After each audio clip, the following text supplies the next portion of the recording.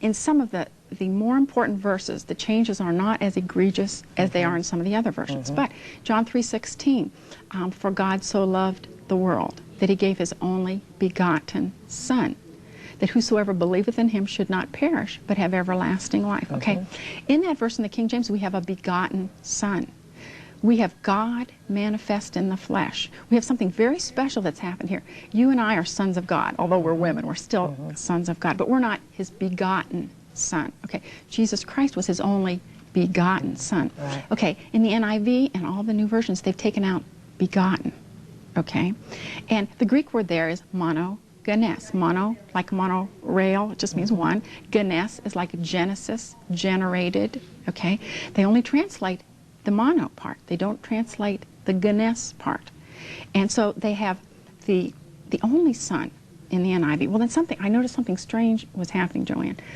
It said only Son. Well, I thought, well, theologically that's not true because he's not, Jesus isn't his only Son, he's his only begotten Son. It's very distinct there, okay? Now, when the NIV first came out, it said his only Son, okay? Now, in the most recent printings of the NIV, in John 1:14 and John 1:18, they've changed it. They've taken the word only Son and they've dropped the Son. And so the early NIVs and the late NIVs are not even the same.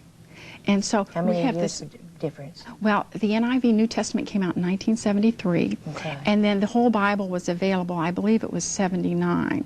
And then I believe that that's when some of the changes started taking place. In fact, I think everyone sort of checked it out when it first came out, and they said, well, this is fine, we can give this to the people in the pews and that sort of thing.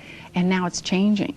And there are lots of other things that are different in the most recent NIVs than they are from the original NIVs. And so instead of being the only begotten Son, which is a man, a son is a man, now it's the one and only.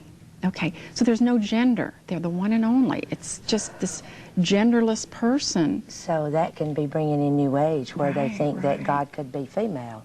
Right. Well, as a matter of fact, someone on the NIV committee, Virginia Mollenkott, says that he is. Believes that he is. She is. Yeah, right.